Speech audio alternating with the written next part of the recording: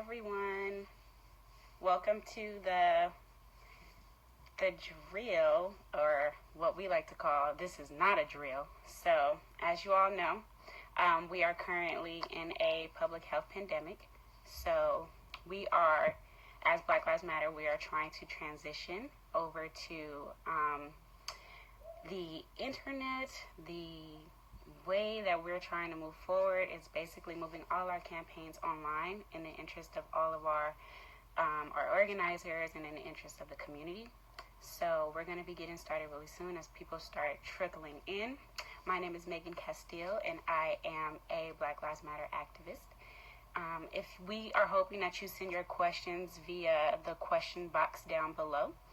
And we're going to be getting started. We have a long list of panelists. I'm going to be reading from my notes. So on our list, we have Dr. Emilee Bargoma, who's a molecular biologist. We have Dr. Brandy Cross, who is a biochemist. We have Timon Durrett, who's an actor and emergency preparedness advocate. We have Emilee, who is a veteran organizer. Billy and Godson, who is a Black community safety provider. We have Marcia Riley, who is a gig economy worker. And Dr. Anthony Radcliffe, who is a professor. So while we wait for more folks to trickle in, we want you to grab some water, grab some notes, and we are hoping to basically share critical information and lessen the risk and increase preparedness for Black Los Angeles. This is our efforts to maintain mutual aid, and we hope that you are ready. I am going to bring on Dr. Emilee Bargoma first, who is our molecular biologist.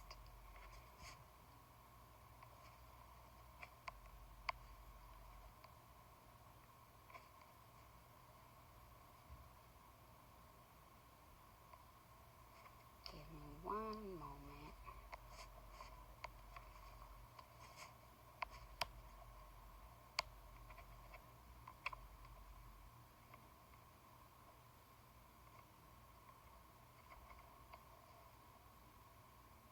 Emilee, are you able to join?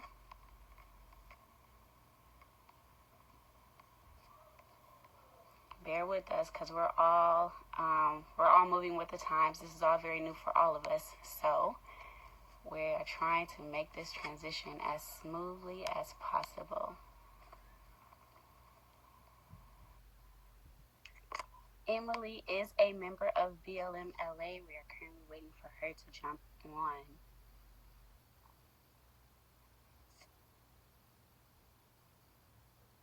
Hello. Hi, Emilee. How are you? Good. How are you? Good. Thank you so much for joining us at our Black Lives Matter town hall regarding COVID-19 and this current pandemic. How are you doing? I'm doing well, given the circumstances. Thank you so much for inviting me to this very necessary conversation and discussion. And yes, my name is Emilee Bargoma, and I am actually a member of Black Lives Matter LA.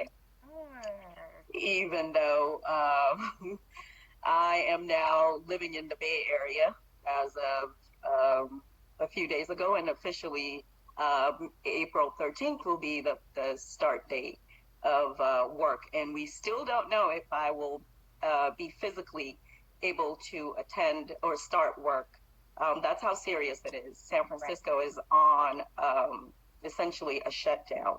So I kind of wanted to cover 5 item points. And my background is in molecular biology. So a lot of the things that we do involve human cell lines, and we need to maintain healthy human cell lines. And viruses and bacteria are a huge problem for us. So there are measures, protective and preventative measures that we use in the lab to make sure we keep these viruses or bacteria from infecting our cell lines. Because once they infect it, then we can't trust the results at all. So while I'm not a career microbiologist or virologist, I still employ quite a bit of that discipline in my daily practices in the lab. So I wanted to cover 5 items, what the COVID-19, what that means, what it is, what the current vaccine attempts or plans are for COVID-19. what the infection rate is and why that's important, especially for us to employ these very necessary protective measures. And then finally, like what the side effects, sorry, not side effects, what symptoms to look for in case you think that you might be infected.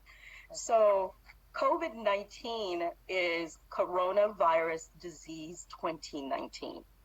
And it is called the corona because the virus SARS-CoV-2 is the virus that causes COVID-19. And this particular virus has spikes all around its spherical shape. And when you look at that spike around the spherical shape, what you see is sort of like a crown effect. So corona means crown. So that's why it's called a coronavirus. If the first case emerged in Wuhan, China, which we all know about, and as of March 12, 2020, 114 countries and counting have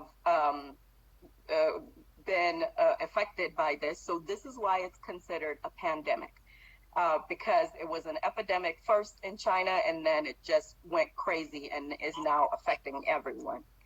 And just like the Ebola or Zika of 2009, those were considered international emergencies. They were not pandemics. Right now, we are, however, at a pandemic. And officially, based on the NIH and the CDC, worldwide, there are more than 120,000 individuals that are affected. But there's actually more than that. So the 120 is based on actual tests like official tests. So there are also presumptive positive tests done by hospitals and stuff that are not necessarily considered a part of like the CDC or NIH officially. So we have a lot more than that. And there are more than 4,000 deaths. So Kaiser Health Research Institute in Seattle, Washington is currently working on the vaccine, the first phase of the vaccine. It's testing the drugs right now on healthy individuals, and then that's going to move on to test it on patients to assess the efficacy of the drug based on what they see on phase 1. And then phase 3 is to repeat it with a larger scale. So we're at phase 1 right now, and we just infected the first healthy individual. The infection rate for every one confirmed positive case, there are actually 50 that are walking around asymptomatic. So it's actually 50 times more infectious than what we are seeing. So when the director of the NIH tells you that this is going to get worse, he is not kidding. It is going to get worse. So we need to bunker down. And in order to do that, we need to stay in for a good 30 days. No joke. Minimize and avoid contact. One of the problems that I've seen, in particular, just reading Black Twitter and just Black social media sites, is Black people saying that this disease does not affect Black people. This is incredibly dangerous. And also, it is not scientifically factual. So please take all the necessary precautions to take care of yourself. And this is very important for our people, because medical care and healthcare provisions are already a challenge under normal conditions. We are a part of the 40 million that are underinsured, and we're also a large part of the 30 million that are not insured at all. Granted, with this disease, with this virus, everyone is going to be treated. However, I just mean in general, healthcare isn't something that's provided for us. So to take this lightly is putting your family and yourself at risk. So what are the symptoms? The typical cold virus, flu symptoms: runny nose, fever, coughing, fatigue. But then there's also difficulty breathing. There's shortness of breath.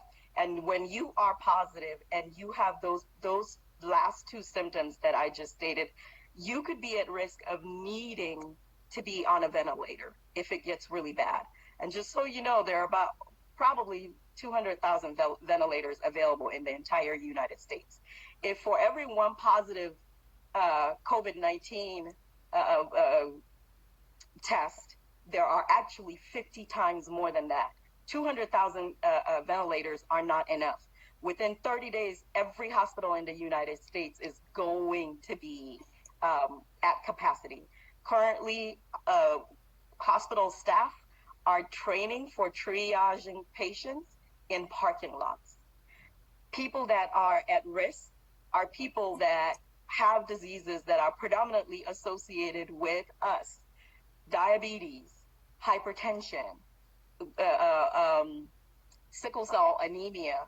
These are individuals that are already immunocompromised. So when you go and you expose them to COVID-19, you literally are putting their lives in danger. So it is not just a matter of protecting yourself. This is what a pandemic is. You're not protecting yourself, you're protecting other people from you. So infection is a problem. It's already happening. And Anthony Fauci says that it's really bad and it's going to get worse. So infection is already happening. Transmission is what we need to do our best to make sure we stop.